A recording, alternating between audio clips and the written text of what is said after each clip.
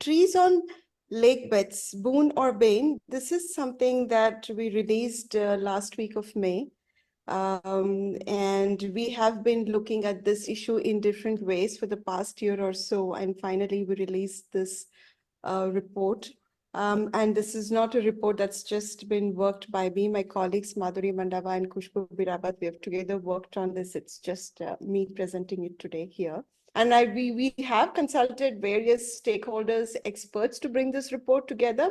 And we still, despite all of that, feel short in many technical aspects. We are all aware that trees are typically planted on the lake borders, like on the periphery of the lake.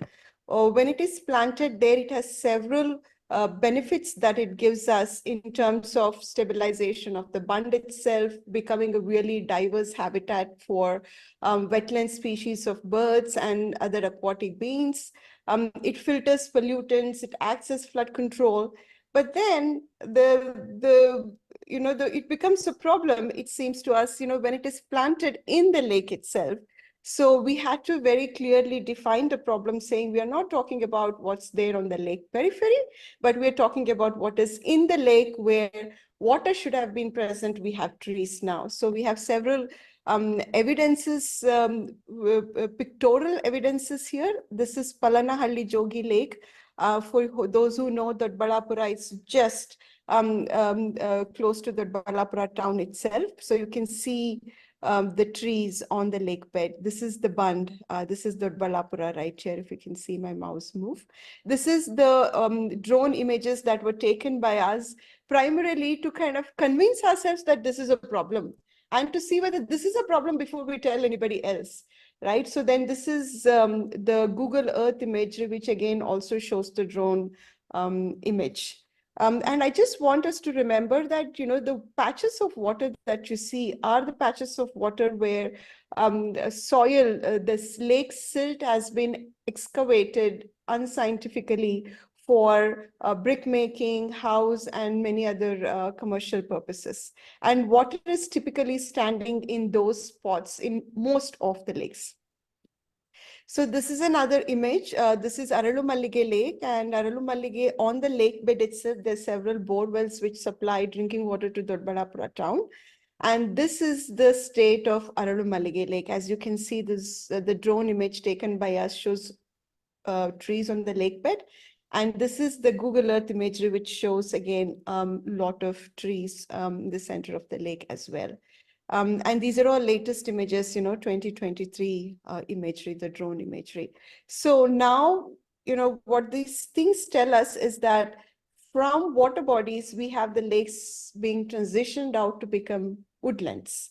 So that is the kind of problem that we are looking at here.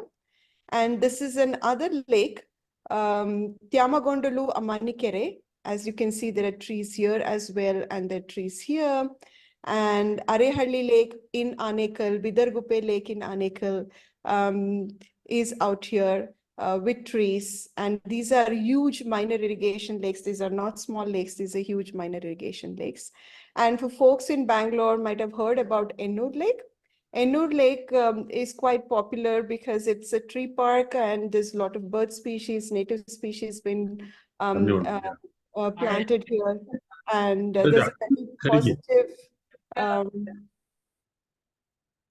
there's a very positive vibe about this particular Ennur Lake Park. But then the fact is that this is a lake, and efforts of the Forest Department has turned the lake into a woodland and a tree park, along with a jogger's 2-kilometer long path as well. So it's not like we went looking for this problem. It is quite an accidental discovery on our part. We were doing geospatial analysis of the Hesarghatta Lake catchment to kind of understand what does the water spread looks like from, say, 1970s up until today. Is there any way we can ascertain a decline in water holding capacity of the catchment? That was actually our effort. We were not even looking for trees on lakes. And this is the image that I don't know how many of you remember October 2022. We were very much in rain in 2021 and 2022. And we have a compiled analysis of Esarghatta catchment rainfall from 1900 to 2022 as provided by IMD. And based on, it's on our website, and based on that, 2022 is the highest in 122 years, highest rainfall Hesarghatta catchment has received in 122 years. And we were there on the ground during those months because the lakes were overflowing. You know, as you can see from the beginning, Nandi Hills, all the lakes on the river, this is the Arkavati River, Dodda Tumkur Lake overflowing, Doddaballapura Kere overflowing. There were floods. I mean, nobody had seen Arkavati flow. So we saw Arkavati flow. And on October 2022, Hesarghatta had achieved quite, it was full. It sort of did overflow, but then you cannot really say it overflowed, but you could see the semblances of Hesarghatta, you know, sort of overflowing down. So when we said this would be the time we would have seen maximum water spread of the lakes, and this is October 2022 image, just before the lake, a day before the lake overflowed. So what this tells us is, you see the blue is the water and the sort of brown is the boundary of the lake itself. So when we say that the lake overflowed, we expect the lake to be full and then overflow. So when the lake is full, we expect that the whole boundary, the brown, be actually blue. So that's what we didn't see, and that was what was surprising for us. So the lake is overflowing, but then we are not seeing the whole water body to be full of water, but there's patches. You know, there's this gray here in Dodda Tumkur, and you can see Hesarghatta, you know, is completely brown here. So what happened is the question. So then when we looked into it, we realized that the satellite images don't show water if there's obstruction, you know, of clouds. From the sky, you don't see water if there are clouds. And if you have buildings, then you can't see water. So in this case, we couldn't see the water because it was the trees. The trees were obstructing the view from the sky. And that's when we discovered, oh, okay, there's so many trees on the lake bed, and oh, it's just not Hesarghatta, it is this lake also, it's this lake also. So then we said, this is enough evidence for us to pursue a little bit of research. And then we painstakingly started verifying with Google Earth imagery and marking the areas. And then it started to become clear that this is actually sort of a problem that needs to be addressed, because you know, we all know that when we build big dams, you know, we clean fell the forests to hold the water in the reservoir behind the dam. But here we are in a place where water should be there, but then there are trees. So then we met with the forest department, we spoke to the locals, and forest department did agree, saying, yes, we have planted trees on the lake beds.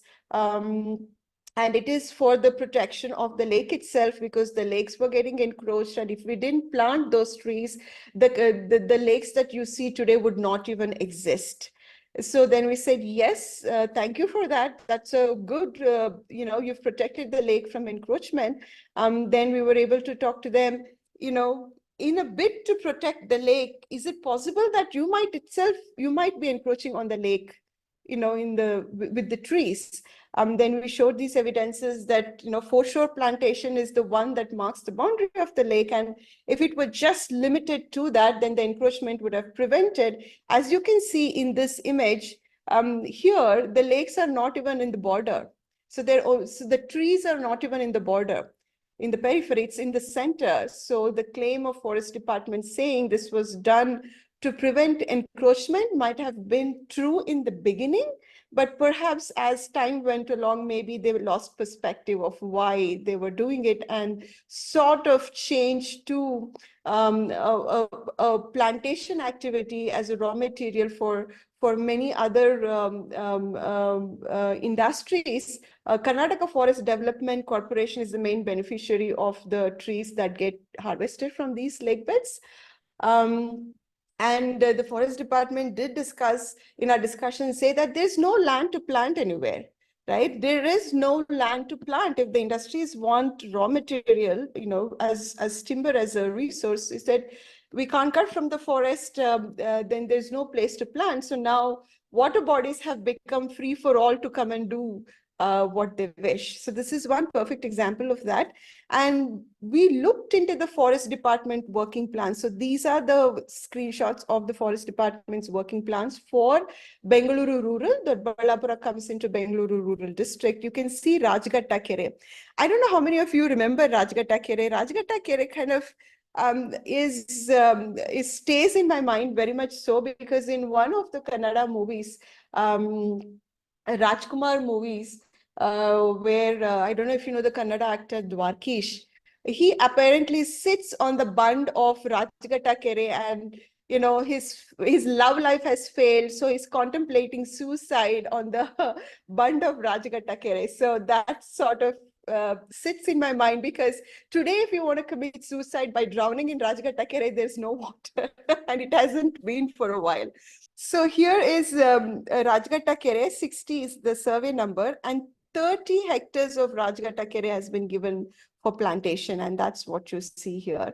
And this plantation has happened because of compensatory afforestation, under the scheme of compensatory afforestation. So you cut a tree somewhere, but then you plant that on a lake, taking up the space that was reserved for water. So how is that compensatory in the sense of the word itself? So these are the images of Rajghatta there.